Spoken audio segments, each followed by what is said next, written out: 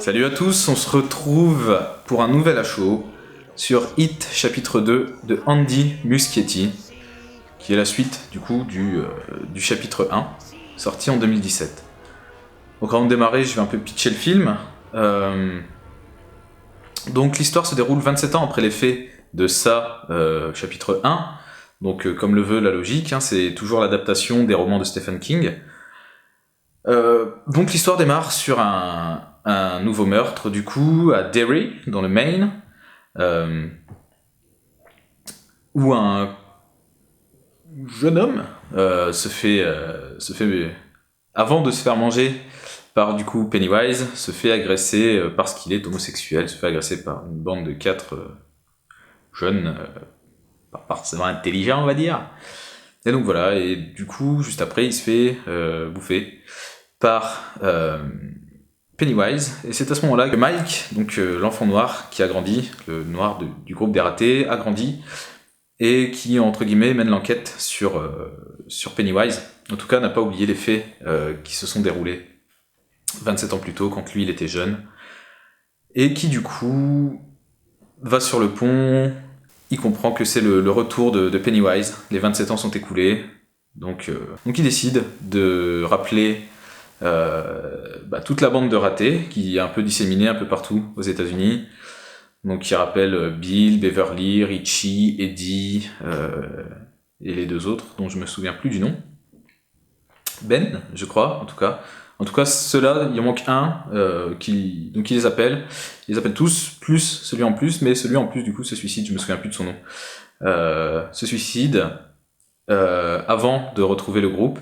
Donc le groupe est au final incomplet, et donc Mike, durant toutes ces années de recherche, a découvert qu'il y a un seul moyen de détruire Pennywise, qui est le rituel une sorte de rituel tribal. Du coup, ils ont besoin d'un groupe de personnes au complet, enfin en tout cas d'un groupe de personnes pour pouvoir réaliser ce rituel, histoire qu'il y ait assez de force, je pense, entre les personnes. Mais afin de réaliser ce rituel, ils doivent chacun récupérer, on va dire, un artefact, c'est le mot qu'ils utilisent, ils doivent récupérer chacun un artefact de leur enfance, symbolisant la venue de ça, qui tuerait en même temps l'enfance qu'ils ont eue avec le clown, et qui tuerait le clown aussi directement.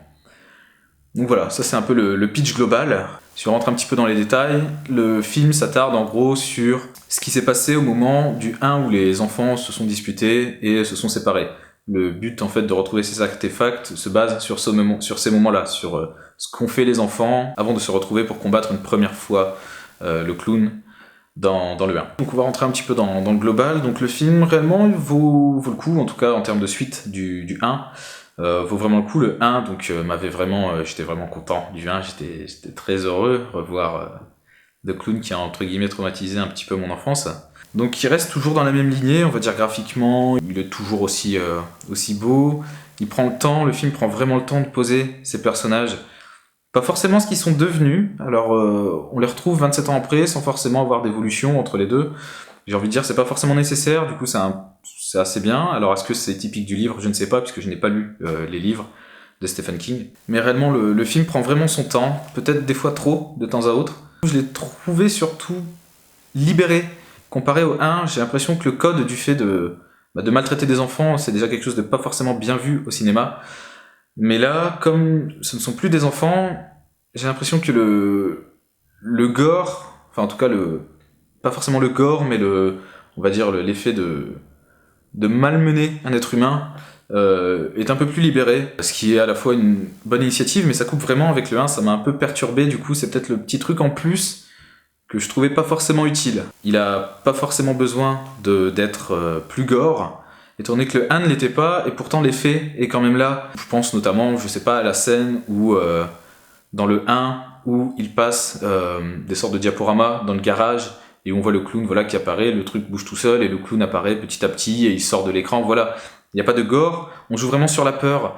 Et c'est aussi la symbolique du clown. Ce clown-là symbolise la peur tout au long des deux films en fait. J'ai l'impression que du coup, là devenu adulte, il n'y a plus cette peur. En gros, le clown ne représente plus forcément cette peur, même si il est un peu disséminé. C'est-à-dire qu'au début, quand Mike appelle tout le monde justement pour réunir le groupe, chaque personnage réagit à sa façon, en réalité. Donc on a par exemple Richie qui est devenu un humoriste, et ben qui, avant de rentrer sur scène, vomit et qui rate sa prestation parce qu'il a eu peur, justement, il a eu cette réaction de peur.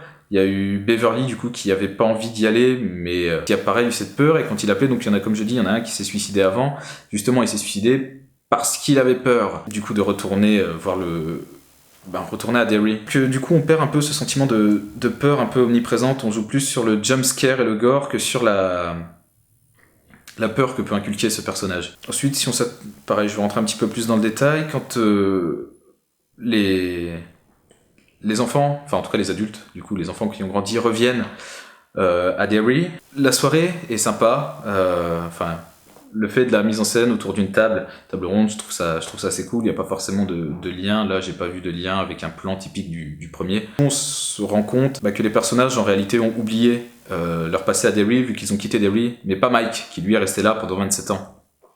Donc c'est le seul à savoir ce qui s'est passé réellement et qui sait pourquoi les autres ont eu peur au téléphone. Les autres ne savent plus pourquoi ils ont eu peur, mais la peur, ce sentiment, leur souvenir revient au fur et à mesure de l'histoire. C'est un point bien traité, surtout de par le fait que ça traite à la fois le retour, les souvenirs qui reviennent, et un plan pas exploré du premier film. Donc sur le fait que les enfants se sont séparés et qu'ils retrouvent chacun leur artefact. Il y a 2-3 choses qui m'ont gêné. La première chose qui m'a un peu gêné, ce que je vais appeler, c'est le plan Georgie 2. Donc Georgie, c'est l'enfant qui meurt au début du 1, le petit frère de Bill, joué par, en temps adulte par... je ne sais plus. James McAvoy. J'ai envie de dire la scène inutile, mais qui fait écho pour moi à cette scène, c'est qui d'ailleurs m'a un peu sorti du film, donc je vais un peu la raconter. En gros, c'est... je ne sais plus ce qui se passe avant, mais on cut et on arrive sur un match de baseball d'enfants.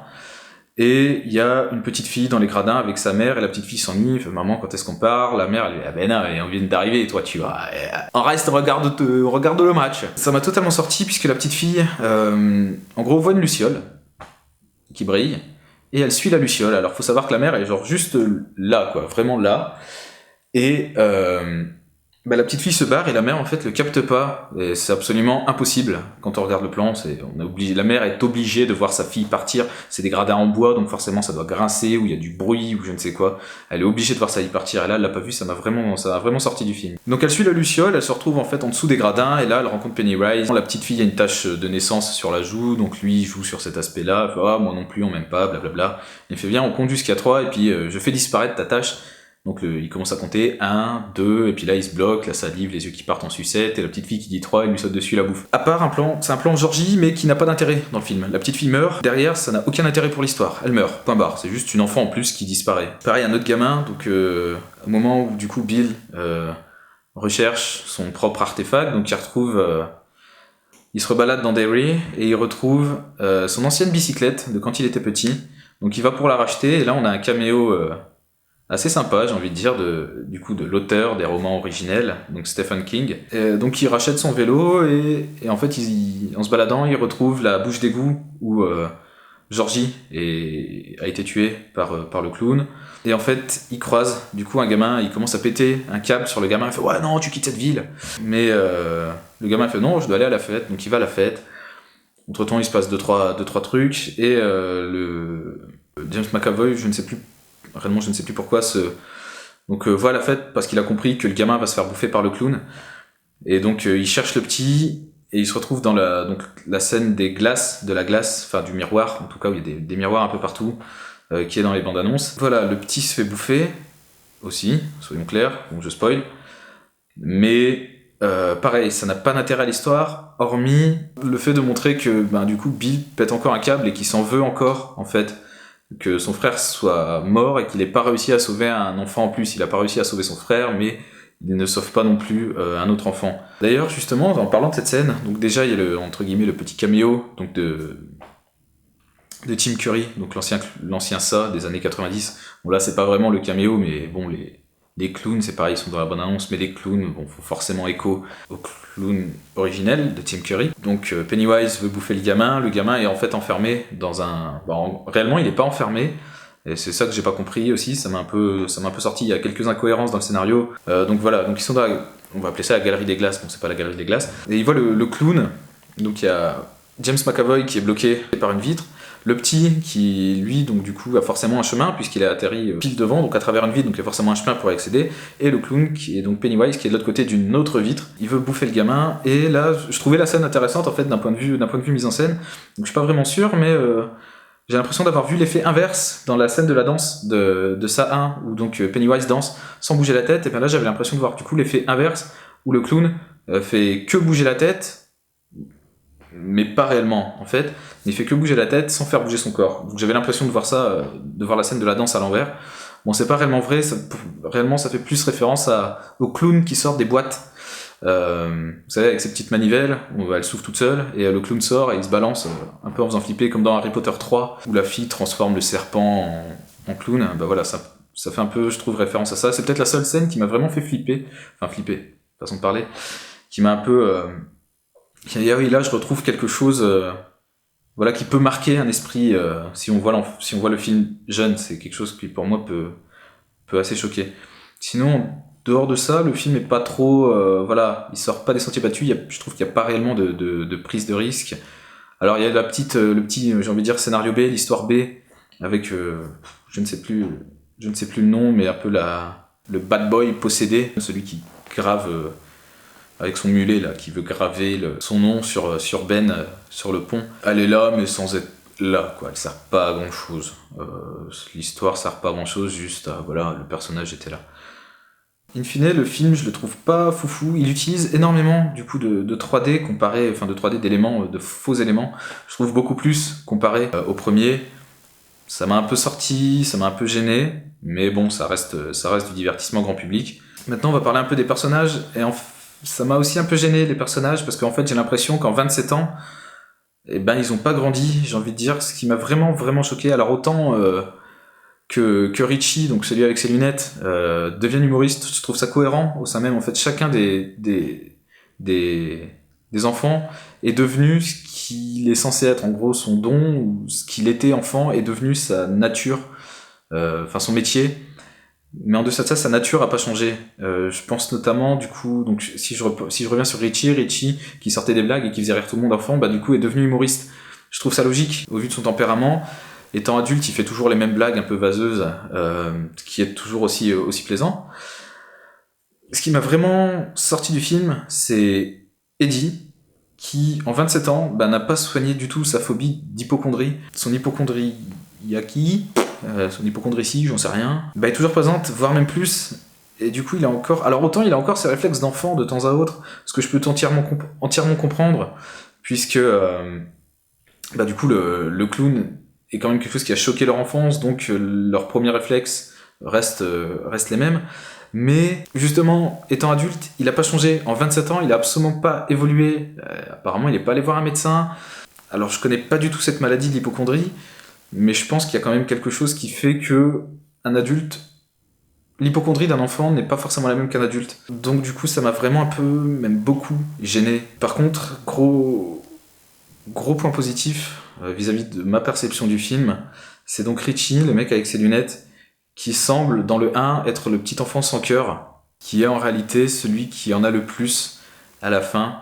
Donc je spoile pas, il se passe un événement à la fin qui fait qu'en fait Richie est le seul j'ai eu l'impression d'avoir réellement eu ce sentiment de perte. C'est vraiment le seul personnage qui m'a touché. Alors est-ce que c'est parce que c'est le seul personnage qui justement fait sortir un peu du film, qui nous détache un peu du film à chaque fois qu'il sort une blague au moment où on s'y attend pas, ou alors même si on s'y attend, il est tellement cru que bah du coup ça nous choque quand même, c'est assez drôle et on a de quoi se rattacher. C'est peut-être le seul auquel j'ai réussi à me rattacher réellement sur les deux films, et du coup je pense que c'est pour ça que j'ai été un peu touché par sa réaction. En dehors de ça, bah voilà, c'est vrai que le film, pour moi, ne prend pas forcément trop de risques d'une façon de mise en scène. La mise en scène prend pas forcément de risques. Après, le film a été fait, donc le premier c'était il y a 2 ans, le deuxième c'est là. Donc il faut rester sur le rythme, j'ai envie de dire imposé, mais en essayant d'apporter quelque chose de nouveau. Alors on en apprend plus sur le background des personnages, mais on en apprend beaucoup plus du coup sur Pennywise, mais voilà, il n'est pas transcendant en soi, il peut se regarder comme un film normal. Le 1 reste quand même beaucoup mieux que le 2. Je pense que c'est compliqué de faire mieux que le 1, même si pour moi le 2 est une entité à part entière. Voilà, c'est tout pour ce show. Et si, j'ai encore des choses à dire. J'ai pas parlé de la fin. Quand je parle de la fin, je parle vraiment de... Pas forcément de l'acte final, du dernier acte. Je parle plus de la fin de Pennywise en soi. Donc, ayant vu du coup, la première partie, le premier film de 90, les téléfilms de 90, on a une représentation, la véritable forme de... Peut-on l'appeler la peur, puisque c'est un peu la métaphore du clown, enfin du clown et du monstre, de la peur qui, dans le film de 90, c'est plus une sorte de mythe. Quand je dis mythe, j'entends l'insecte, donc peut-être l'allusion à la luciole aussi, faite précédemment, et je pense que oui, puisqu'il y a cette notion de la lumière. Dans le film de 90, dans le téléfilm de 90, on a plus l'impression que c'est un mélange de mythe et de luciole, puisqu'il y a le corps qui est vraiment... qui brille et qui luit. Oh, c'est beau. Là, par contre, il n'y a plus du tout cet aspect luisant et, je vais dire, insectisant du monstre. On sent l'envie arachnéique de représenter le monstre, puisque les araignées, moi-même, j'en suis phobique. La phobie des araignées est j'ai presque envie de dire naturelle, alors que non, je sais pas, en fait, j'en sais rien.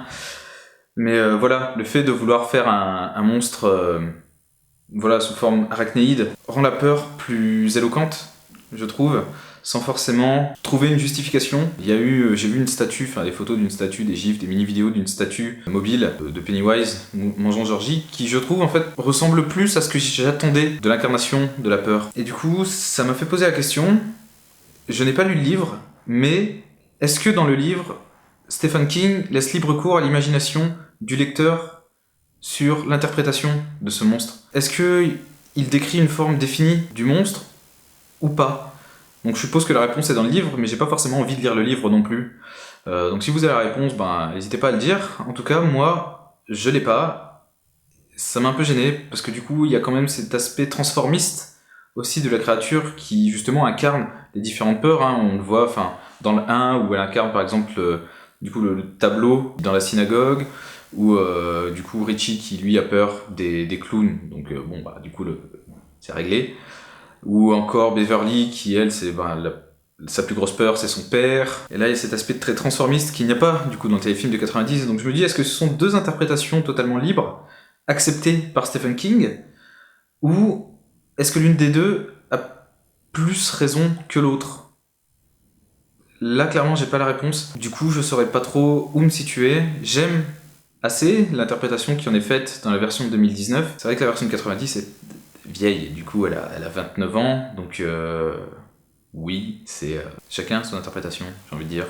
Après, c'était pas non plus les mêmes codes, on était à la télé, les moyens étaient pas les mêmes, les codes même cinématographiques sont différents. Voilà, c'est vraiment quelque chose qui m'a interpellé. Donc voilà, je pense que je ne sais pas sur quoi je vais faire mon prochain show, mais je sais en tout cas que je vais forcément dans à peu près un peu moins d'un mois parler d'un autre clown que j'attends avec impatience, le Joker de Todd Phillips. Donc ça sera en octobre. D'ici là, je ne sais pas sur quoi je vais faire un film. Je pense pas qu'il y en aura la semaine prochaine. J'aurai pas le temps d'aller au cinéma. En tout cas, je ne pense pas pouvoir y aller. Donc le prochain, ça sera certainement à partir de quand j'aurai vu un film. Sur ce, je vous dis à la prochaine. Ciao, ciao.